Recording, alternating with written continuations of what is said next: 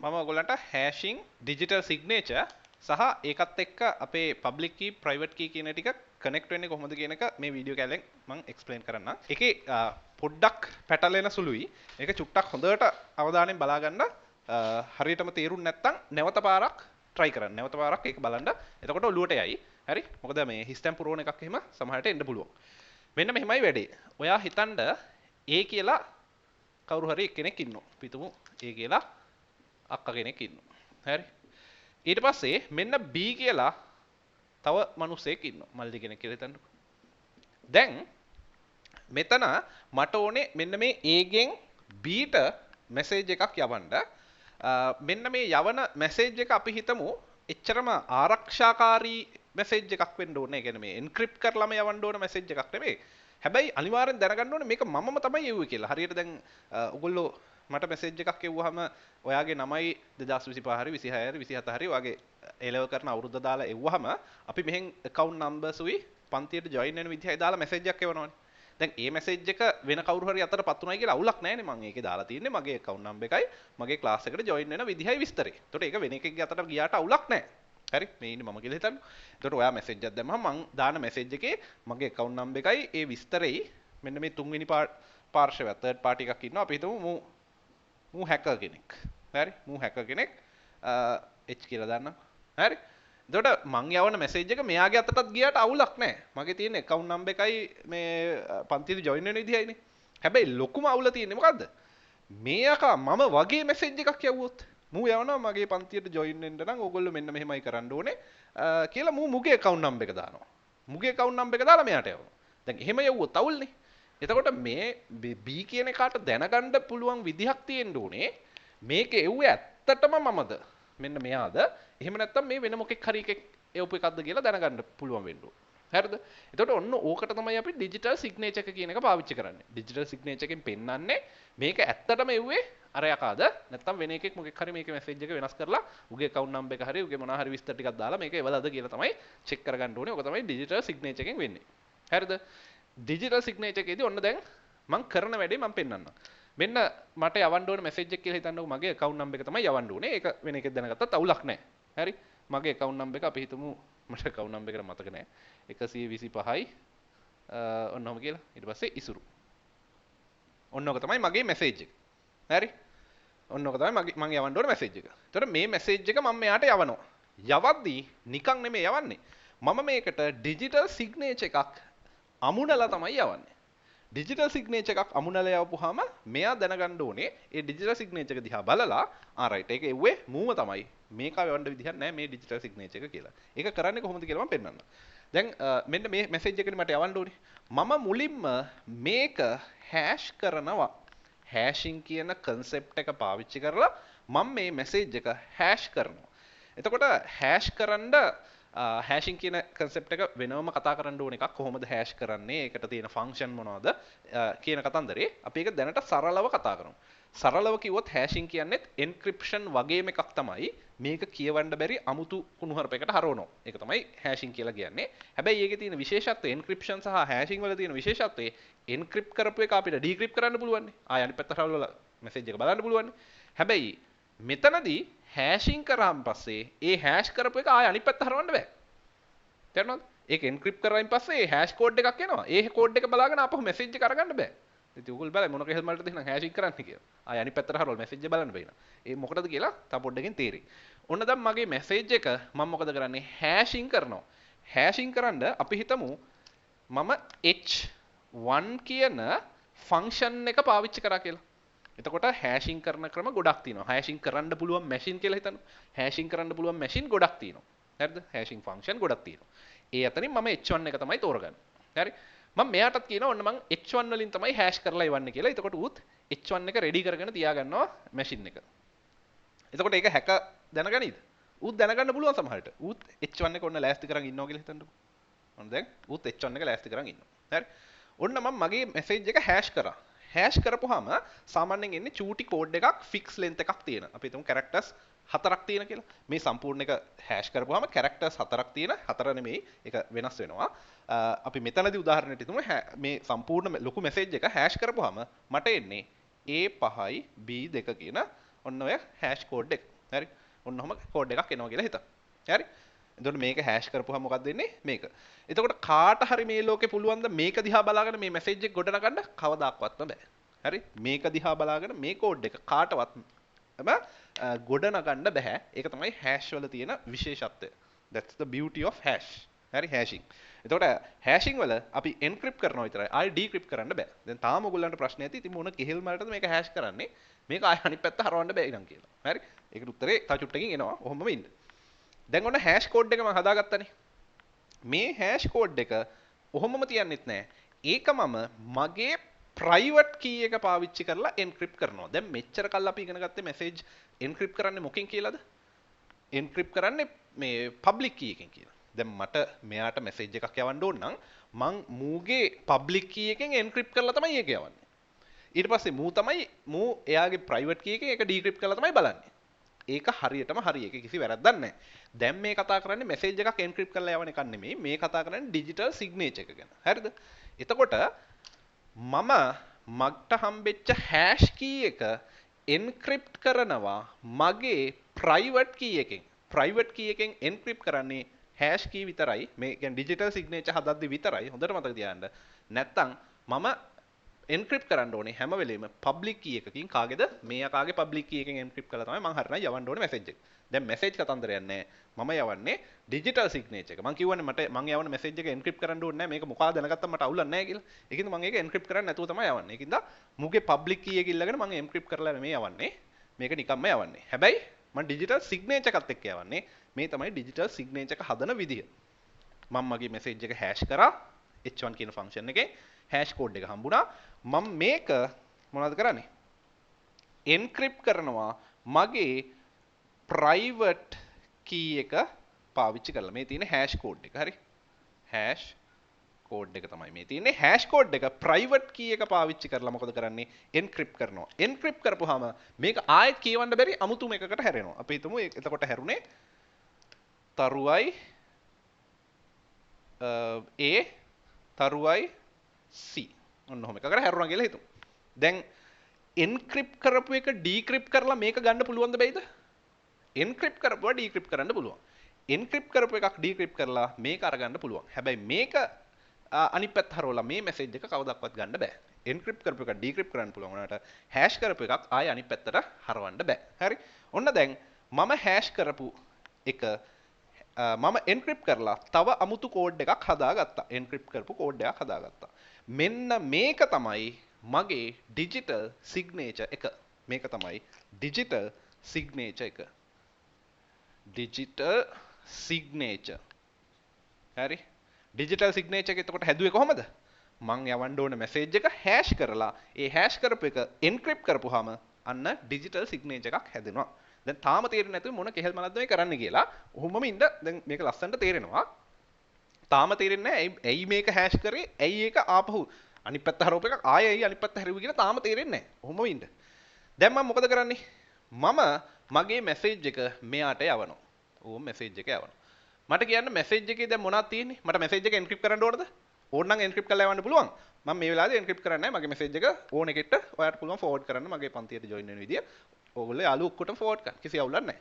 එතකොට මම මගේ message එක යවනවා 1.2.5යි ඉසුරු. හරි? මෙන්න මගේ message එක. හැබැයි නිකන් නෙමෙයි මම message එක යවන්නේ. මගේ message එකට මම digital signature එක අමුණලා තමයි යවන්නේ. මොකද්ද මගේ digital signature එක? තරුවයි A තරුවයි C. ඔන්න digital signature එක අමුණලා මං යවනවා මෙයාට. දැන් මැද්ද ඉන්න හැකර්ට මේක හැක් කරන්න පුළුවන්ද? හැක් කරන්න පුළුවන්. ඉතින් උට පුළුවන් නෝ පුළුවන් බැරි නෝ බෑ. මේක අරගන්න පුළුවන්. ඔන්න එයා හැක් කරලා මේ මැසේජ් එකත් ඌ ළඟට අරගත්තා කියලා හිතන්නකො. ඔන්න ඌත් කොහොම හරි මැද්දෙන් ගේම ගහලා ඌත් අරගෙන හරි. බලන්න ඌට ගත්තට ප්‍රයෝජනයක් නැති වෙන හැටි මම පෙන්නන්නම්.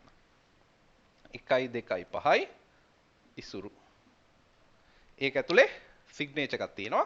උට ඒකත් ගන්න පුළුවන්. ඉතින් ඌ හැක් කරලා තියෙන්නේ. තරුවයි A තරුවයි C. හරිද? ඔන්න දැන් හැක ළඟත් මගේ මැසේජ් එක සහ මගේ ඩිජිටල් සිග්නේචර් එක තියෙනවා. මං යවපු B කියන පුද්ගලයා ළඟත් මගේ මැසේජ් එකයි මගේ ඩිජිටල් සිග්නේචර් එකයි තියෙනවා. දැන් B කියන එක මොකද්ද දන්නවද කරන්නේ?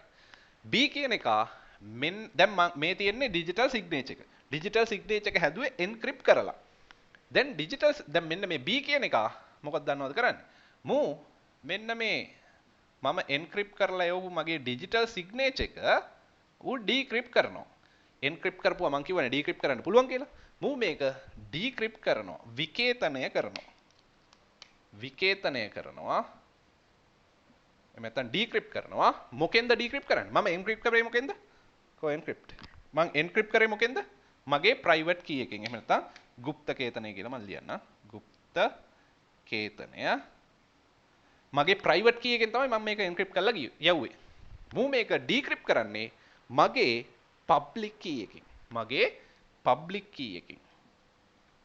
පබ්ලික් කී එකෙන් තමයි ඩික්‍රිප්ට් කරන්නේ. හරිද? හරියට මම මගේ ෆෝන් එකෙන් WhatsApp මැසේජ් එකක් යවනවා. මට විතරයි මේ යවන්න පුළුවන්. ඇයි මල්ලක තමයි ප්‍රයිවට් කී එක තියෙන්නේ. ඒක ඔයාට ගියාම ඔයා මගේ පබ්ලික් කී එක මගේ ෆෝන් නම්බර් එක පබ්ලික් නේ. ඕන එකෙක් දන්නවනේ. ඒකෙන් ඩිකෝඩ් කරනවා. ඒ කියන්නේ මගේ ෆෝන් නම්බර් එක වැටුනොත් තමයි ඔයා දන්නේ ආරයිට්. එහෙනම් මේ සර් තමයි එවලා තියෙන්නේ කියලා. වෙන ෆෝන් නම්බර් එකකින් මං ඉසුරු සර් කියලා එවුවොත් එහෙම ඔයාට සැක හිතෙනවනේ.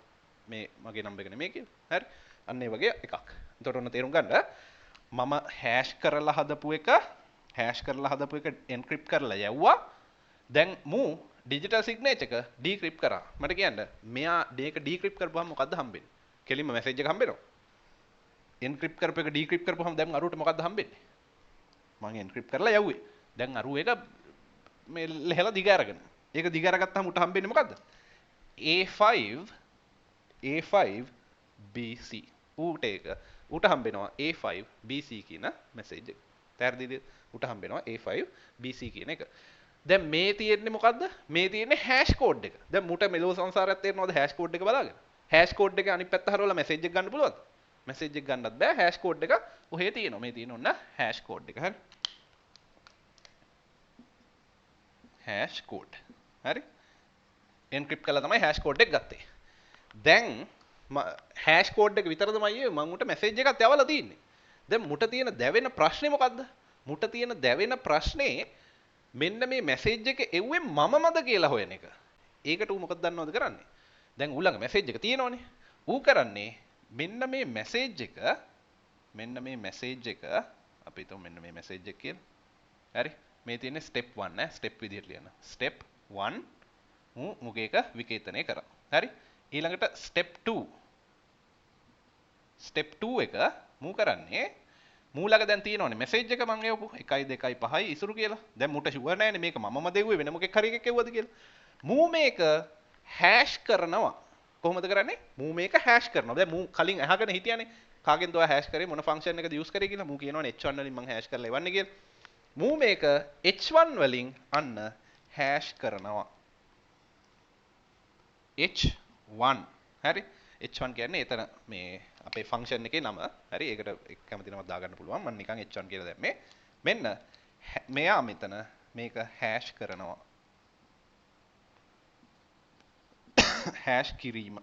මෙයා මේක හැෂ් කරපුවාම හොඳට මතක තියාගන්න එකම වචන සෙට් එක හැෂ් කරපුවාම එකම හැෂ් කෝඩ් එක හම්බෙන්නේ.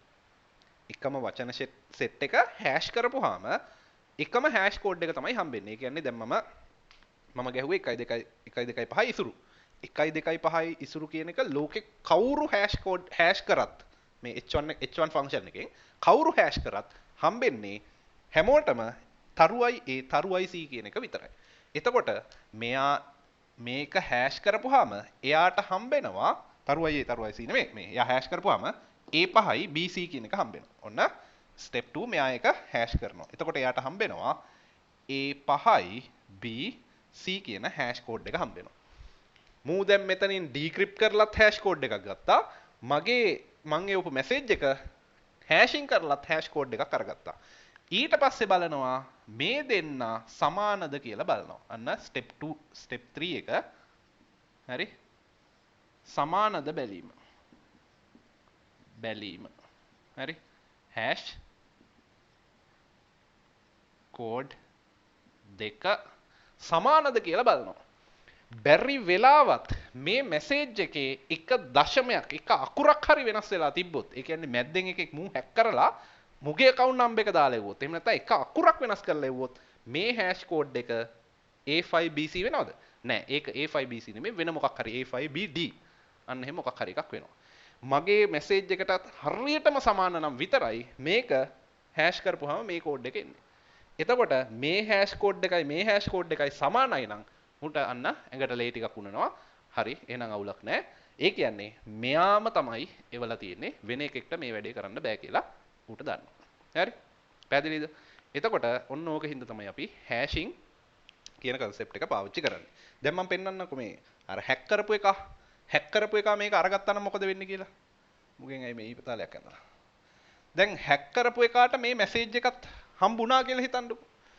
hack කරපු එකාට මේ message එක හම්බුණා. ඌට හම්බෙලා මූ මේක කොහොම හරි decrypt උත් කරගත්තා කියලා හිතන්නකෝ. තරුවයි ඌ decrypt කරපුවාම ඌට මොකක්ද හම්බෙන්නේ? මූ මේක decrypt කරනවා. මූ මේක decrypt කරපුවාම ඌට හම්බෙනවා A5යි BC කියලා එකක්. දැන් A5යි BC තියාගෙන ඌ ඉත මොනා කරන්නද? හරි? A5යි BC කියන්නේ hash code එකක්. hash code එක දිහා බලාගෙන මොනා කරන්නේ? ඒක දිහා බැලුවට මෙලෝ දෙයක් තේරෙන්නේ නැහැ. hash code එකක් අනිත් පැත්ත හරවන්න බෑ. හරි? මේ ලෝකෙකට hash code එකක් අනිත් පැත්ත හරවන්න බෑ. hash code අනිත් පැත්ත හරවන්න බෑ ඉතින්. ඒකෙන් ඔරිජිනල් මැසේජ් එක යවන්න බෑ. ඉතින් මූ hash code එක දිහා බලාගෙන ඔහේ ඉන්න වෙන්නේ. මැසේජ් එක තියෙනවනේ. මූ කපටිකමට හරි. දැන් ඩිජිටල් සිග්නේචර් එක තියෙනවනේ. මූ shape එකේ උගේ account number එක දාලා යවනවා. 1 2 5 නෙමෙයි. මූ 5යි 6යි 8 කියලා දාලා උගේ account number එක දාලා මගේ ඩිජිටල් සිග්නේචර් එක දාලා ඌ යවනවා. හරිද? මගේ ඩිජිටල් සිග්නේචර් එක දාලා උගේ account number එක දාලා යවනවා. දැන් මගේ ඩිජිටල් සිග්නේචර් එක උට හම්බෙනවනේ. එතකොට මේ B කියන එක මේ විදිහටම ඩිජිටල් සිග්නේචර් එක ඩික්‍රිප්ට් කරපුවාම අන්න යට හම්බ වෙනවා A5යි BC. දැන් මගේ ඩිජිටල් සිග්නේචර් එක තමයි මූ දාලා යවන්නේ. මගේ ඩිජිටල් සිග්නේචර් එක දාලා මූ යවනවා. වෙන එකක් දැම්මත් ඉතින් වැඩක් නැහැ. ඒක දාලා මෙන්න යවනවා A5 BC කියලා. එතකොට යට හම්බ වෙනවා. දැන් මූට මැසේජ් එක හම්බෙලානේ තියෙන්නේ. මැසේජ් එක මොකක්ද කියලා මූ දන්නවනේ. මූ මැසේජ් එක ඩික්‍රිප්ට් කරපුවාම දැන් මෙතන යවන්නේ වෙන මැසේජ් එකක් නේ. මෙතන යවන්නේ 5යි 6යි 8යි වෙන එකක් නේ. එතකොට මේ hash code එක වෙනවද? මේ hash code එකෙන් නැහැ. වෙන hash code එකක් එන්නේ. A5BD කියලා මොකක් හරි එකක් එන්නේ. එතකොට අන්න දැනගන්නවා මේ දෙක සමාන නැහැ. එහෙනම් මේකේ වල තියෙන්නේ වෙන මොකෙක් හරි එකෙක් message එක සමාන නැහැ. එලිම අතහැරලා දාන්න. පැහැදිලිද? තේරුණාද? එතකොට ඔන්න ඕක තමයි hashing වලදී වෙන්නේ. මෙතන digital signature වලදී වෙන්නේ. ඒ කතන්දරේ හොඳට ඔළුවට අරගන්න. තේරුම් නැත්නම් වීඩියෝ එක මුලට ගිහිල්ලා ආයෙ බලන්න. එතකොට ලස්සනට තේරෙයි මේ හැක් කරන එක මෙතන හිටියට වැඩක් නැහැ. උට ඔක්කොම විස්තර ගත්තත් උට වැඩක් නැහැ. ඌ අවලංගු වෙලා යනවා. හරි? එතකොට hashing කියන එක මාර ලස්සන concept එකක්. ඔය මේ database හදද්දි එහෙම hashing කියන එක පාවිච්චි කරනවා. මේක හරිනේ. මේක තේරුණානේ. තේරුම් නැත්නම් ආපහු පිටිපස්සට දාලා ආයෙ පාරක් බලන්න. hashing කියන එක පාවිච්චි කරනවා මෙන්න මෙහෙම. දැන් ඔය මේ හිතන්නකෝ database එකක් හදනවා කියලා ළමයි 100කගේ විතර හරි ලංකාවේ database එක හදද්දිත් එහෙම තමයි කරන්නේ. ළමයි 100කගේ data දාලා database එකක් හදනවා. දැන් ඕක වෙන risk එකක් නේ. කවුරු හරි hack කරොත් එහෙම ඒ data ටික ඔක්කොම යනවනේ. ඒකින්ද ඒ data ටික hash කරලා තමයි දාන්නේ. ඒ data ටික hash කරලා දානවා. මෙන්න data උන් තුන් දෙනාගේ data ටික hash කරලා දානවා. දැන් මොකෙක් හරි ඇවිල්ලා මේක hack කරොත් උට වැඩක් තියෙනවද? hash code ටික අරගෙන යන්න වෙන්නේ. hash code එක අනිත් පැත්ත හරවන්න බෑ. උට උගේ අත්සහය අසාර්ථකයි. එතකොට මෙහෙම data තියාගෙන මොනවද කරන්නේ? මෙහෙම data තියාගෙන මොකද කරන්නේ? අන්න කවදා හරි මේ A කියන එක log වෙනවා කියලා හිතන්නකෝ. A කියන එක log වෙද්දී උගේ username password ගහනවා. ඌ දන්නවනේ උගේ username password. උගේ username password එක අපි හිතමු ABC 1 2 3. ඒක hash කරනවා. මේක hash කරනවා. hash කරපුවාම අපි හිතමු HAB කියලා එනවා. දැන් මුගේ username password මෙතනත් save කරලා තියෙනවනේ. save කරලා තියෙන username password විදියටද? නෑ, එතන තියෙන්නේ hash code එක විදියට. එතකොට මෙතන එන එක hash කරලා මෙතන තියෙන hash code එකට සමානයි නම් අන්න උට යන්න දෙනවා. අවුලක් නැහැ නේද? මේක hack කරත් අවුලක් නැහැ. මූ දන්න එක ඉතින් උට ගහලා ගත්තොත් තමයි. නැත්තම් උගේ එකත් ආරක්ෂිතයි. මුගේ එකත් ආරක්ෂිතයි. මෙතනදී check වෙන්නේ hash code එක. ඒකින්ද ආරක්ෂාව පිළිබඳ කිසිම අවුලක් නැහැ. මේක තමයි දැනට security අතින් හොඳම මට්ටමේ තියෙන්නේ hashing කියන එක. හරි? ওই concept එක තමයි ඔය ලංකාවේ digital ID එක ගේන්න. අර දැන් ඔය මේ ගොඩක් ඈ ගැහුවේ මේ database එක පිටට යයි ඉන්දියාවෙන් අරගනී. එතකොට ලංකාවේ data වලට මොකද වෙන්නේ වගේ කතන්දරයක් ආවේ. එතකොට එතනදී digital ඇමති දීපු පිළිතුර තමයි එහෙම අනිත් අය අතට ගියාට කිසිම ප්‍රශ්නයක් නැහැ. මොකද අපි data ඔක්කොම save කරන්නේ sensitive data ඔක්කොම save කරන්නේ hash කරලා. එතකොට hash data වෙන එකෙක් ගත්තට අපිට කමක් නැහැ. ඌ ඒව තියාගෙන සෙල්ලම් කර කර ඉදී. වැඩක් නැහැ. තේරුණාද? හරි. එතකොට ඔන්න ඔක තමයි hashing ඩිජිටල් සිග්නේචර් සහ එතනදී එන්ක්‍රිප්ට් කරන ඩික්‍රිප්ට් කරන විදිය වෙන්නේ. පැහැදිලිනේ? හරි. ඒ දැනුමත් එක්ක අපි අපේ ප්‍රශ්නෙට යමු. මම මේ වීඩියෝ කෑල්ල වෙනම නෙට්වර්කින් යටතේත් දාලා තියෙනවා.